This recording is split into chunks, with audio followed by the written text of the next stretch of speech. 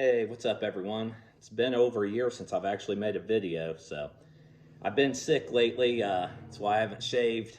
Got the scruff face going on here, but anyway, I was going to talk a little bit about trucking today.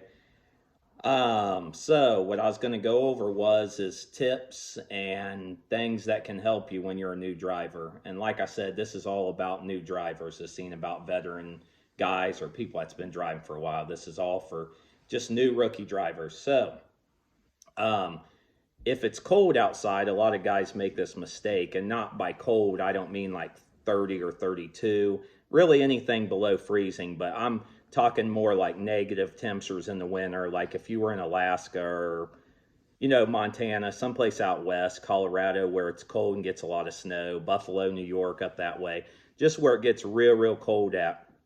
When you go to stop your truck at night, you can always, well, so for people that don't know this, like I said, let me back up a little bit. Um, Normally, whenever you get in a truck, especially if it's not an owner operator's truck, like a company truck, the yellow is your tractor and the red is your trailer. So when you're driving, they're both pushed in. Well, when you come to a stop, normally drivers pull them out. If you pull one out, most of the time they both come out, but not all the time. It depends on the truck and stuff. So like I said, most of the time though, you'll have a yellow and a red. And driving, they'll both be pushed in because that's what puts air into your truck, into your trailer, because it's, runs on air, semis do. But when you're stopped for the night, a lot of times what you can do is, and a lot of people don't know this, especially new drivers, so water and things build up. That's what your air dryer's for. So when you're driving down the road and you hear that, it's shooting air out, which is getting water and moisture out so your brakes don't freeze up in the winter. That's what that's on the semi for. So, but when you're parked, and like I said, once again, I'm saying when it's real cold out, below freezing, I'd probably do it even when it's 32 or below, just to be on the safe side. So if you got wheel chocks or blocks or anything like that to put behind your tire, that will be better. So you chalk your tires if you can. If not, then that's okay, especially if you're on flat ground. But always push in your red, which is your trailer. That way, it's got air running through all night long. So that way, your brakes don't freeze up, your trailer brakes and everything. So that's my one big tip, just to keep from getting your brakes froze up. Second tip would be that you could push in before you park for the night, push in your yellow, which is your trailer brakes, and leave out the red, which is push in your yellow, which is your truck brake, and push in your trailer brakes, which is the red, and then kind of drag your trailer, and then that way they'll heat up a little bit, and then that'll keep your brakes from freezing also. So there's two good things to do when it's real cold out.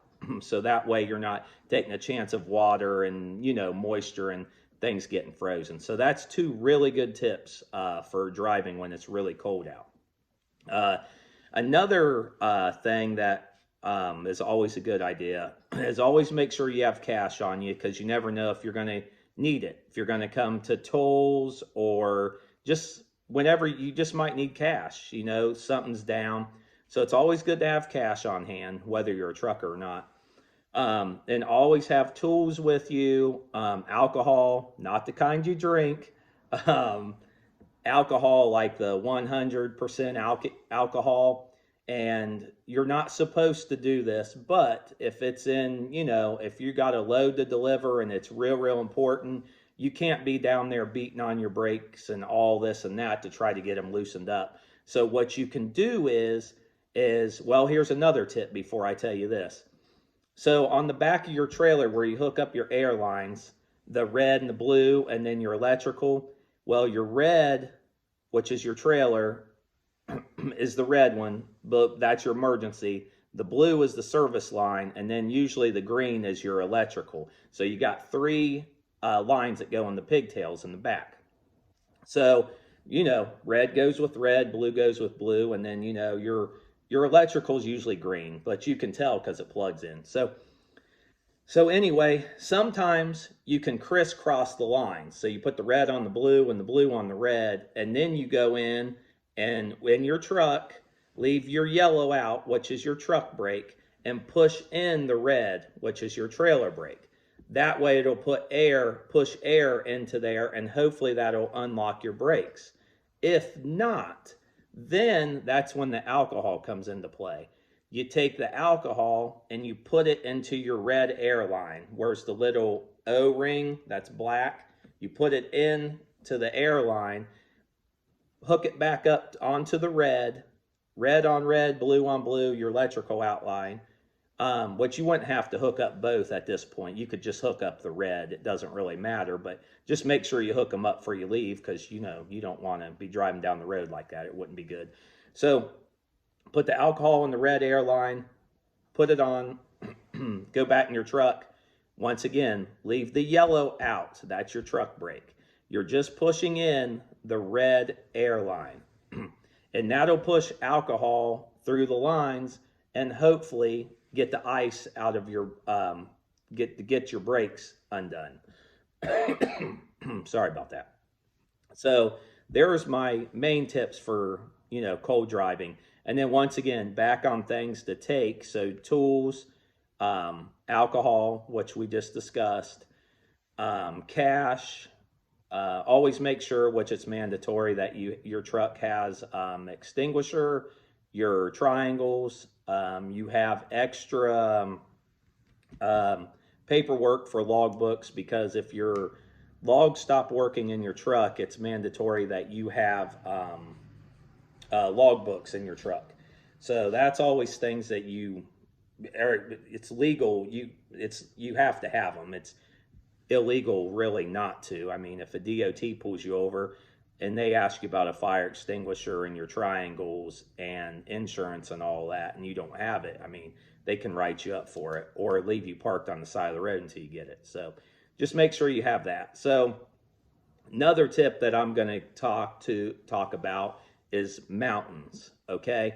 A lot of drivers will say, a lot of experienced drivers or people, when they train you, they will tell you, when you're climbing a hill, you'll climb it up faster and then you downshift before you go down it. So they'll say you go up a hill faster and then you downshift and you go down the hill slower.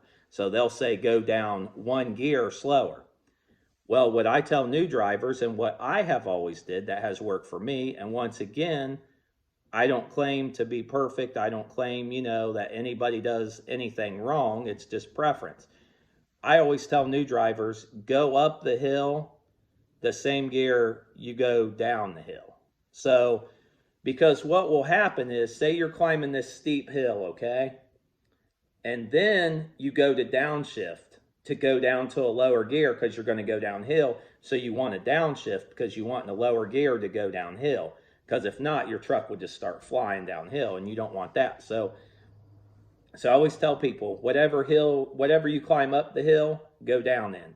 That way, you're not downshifting, because if you downshift and you happen to get that caught neutral because you miss a gear or something, because once again, this is for new drivers, you're going to go down this hill flying and you're not going to be able to get it back in gear, because trucks aren't synchronized transmissions. Like a car, you can put a 5-speed or a truck, you can put it in neutral and put it back in fifth, or, and it'll go right in. You just push the clutch in and go. Well, when a semi starts going down hills, it's not synchronized. So it's just spinning like this. So you cannot get it back in gear. It's going to be hard to get it back in gear. And then you come down this hill flying, and then say there's a curve. That's how guys roll their trucks, or they catch their brakes on fire, because now they're flipping out. They've got their foot mashed on the brakes. They're pulling down their trailer brakes. They're doing all this stuff, and then their brakes catch fire, and then the truck's on fire, trailer's on fire. It's just not good all the way around. So I tell new drivers, go up the hill the same speed you go down the hill. And that way you're not having to worry about missing a gear. If you're learning, there's already enough to be worrying about. I have so many tips and things I could go over, but I'm trying to name some of the most important ones I can think of. Um, Speaking of most important, I can't emphasize this enough. I still do it. I drove on and off for 12 years, and I still do this. So when you hook up the trailer, okay, so your fifth wheel's kind of like this, and when your trailer hits, it goes like this, and then the lockjaw goes around your. I can't even think right now, but it goes around your fifth wheel. So anyway, once that locks, if you have a 10-speed transmission, you'll put it over and down into first gear, and you'll just tug it a little bit. You'll just tug it. Make sure that's connected. So then when you get done with the tug test, well, if it's a 10-speed, you put it in first gear. If it's an automatic, you'll put it in first or second. You can put it into first, second's fine. You just want to just move it a little bit to feel that it's connected, your trailer's connected. After you get done doing that, I always get down underneath the trailer and make sure the lockjaw is around your kingpin. So it kind of looks like this. You want to make sure that's locked in place. If it's sunny out or it's daylight, you can get down and underneath the trailer and you can see that and make sure it's locked in. If it's nighttime, get a flashlight out and just get under there and just look up through there and make sure that's connected like this. It's in there. And then that way, because you don't want to take a chance of dropping the trailer. I've dropped a trailer a couple of times and they were loaded, and it's just a pain. You try to get things to get up under it to lift it up, and then cranking that, it's really hard. You know, you're dumping the air out of your truck, the suspension, to try to get underneath the trailer. It's just do yourself a favor, take yourself an extra 5 or 10 seconds, just get underneath that trailer. If it's daylight, look. If it's night, get a little flashlight out, use your phone, just make sure you check that, because that 5 or 10 seconds can keep you from dropping that trailer. If you drop that trailer, it's going to take you a lot longer than 5 or 10 seconds, whether that trailer is empty or full, to get back up off the ground. I can tell you that. I can promise you that. So always check that.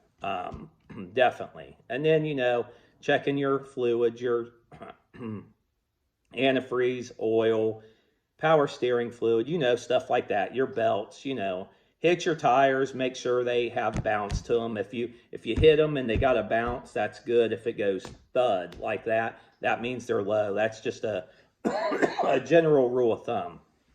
So, but they teach you all that in training. So before this video gets too long though, I made a little thing here on paper that, and once again, I do not recommend any new drivers doing this. This is mainly what owner-operator guys do. They've drove the same truck for many, many years. They know that truck head to toe, and they're comfortable with it. They just didn't hop in this truck, and they've only drove it a week or two. They probably drove this truck for 3, 4, 10 years. I mean, it's hard telling. They've drove this truck for a long, long time, and they're experienced.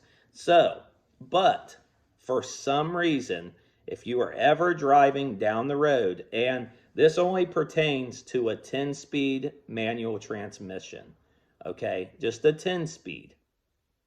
I don't know about a 9-speed.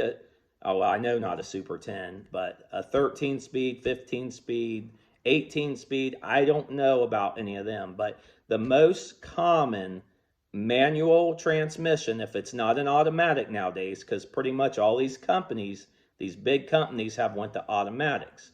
But if you ever get in a semi, most of the time, unless it's an owner-operator's, but most of the time, if it's a company truck, it's a 10-speed manual transmission, which means clear over and down's first gear, up and over second, third, fourth, fifth, and then you flip a splitter, which is the high side, which we're going to cover here in a minute.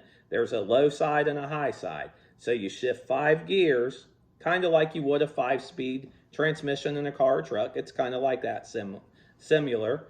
So then you flip the splitter and you go back over and down where first gear would have been. Now that's your 6th gear. And then up and over where second gear is 7th, 8th, 9th, 10th.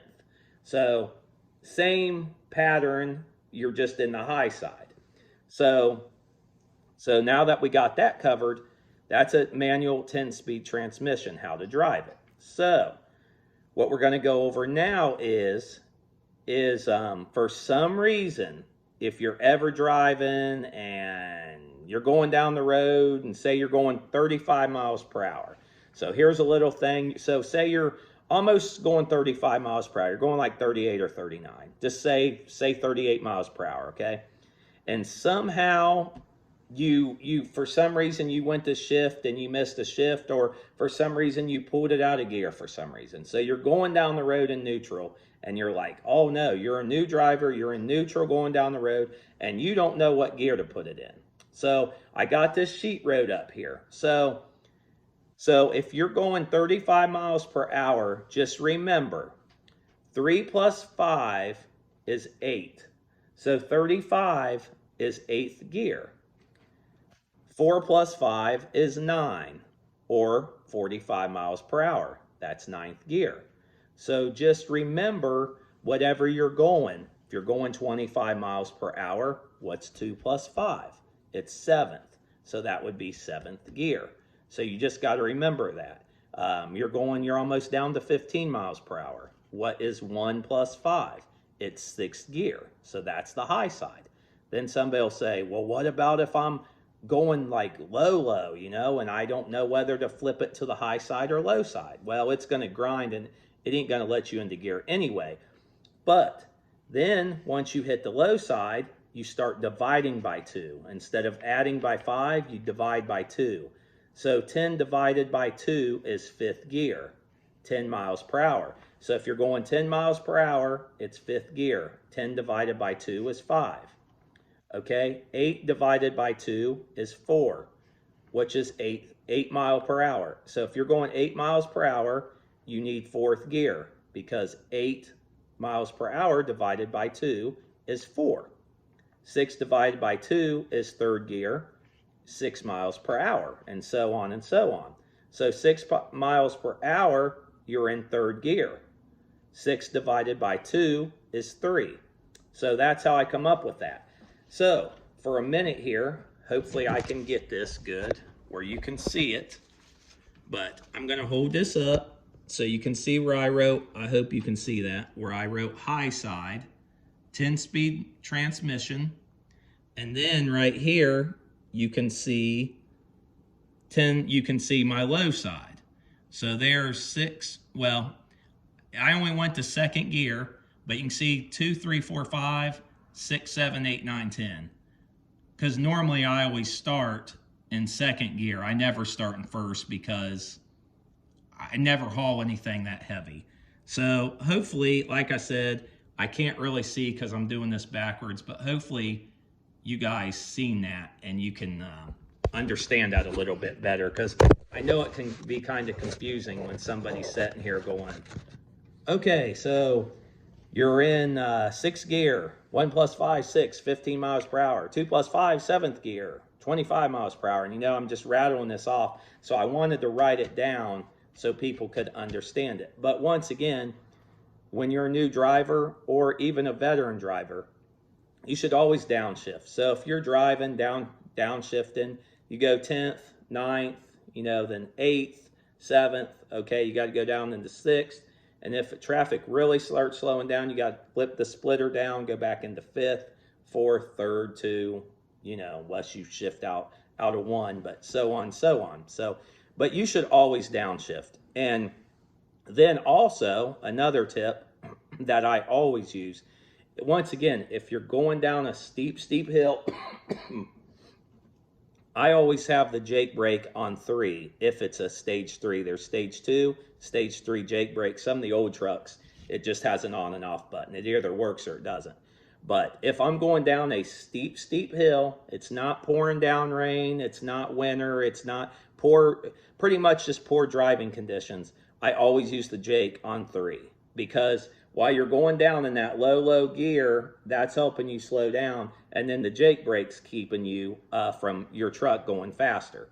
Some trucks don't have a Jake brake, but if they do, I always use it on the high side on 3 if the weather is good. If it's really bad and winter out, you don't really want to use the Jake or have the Jake on one, because that Jake can make you slide and stuff, and you don't want that either. That defeats the purpose. So that's my other tip, though. When I was talking about earlier going up the hill, the same gear that you go down in, I always use the Jake on 3. Like I said, once again, weather permitting. So I know a lot of the veteran guys always know this. I made this video for the new guys, and just pretty much, how to hook up the truck, unhook it.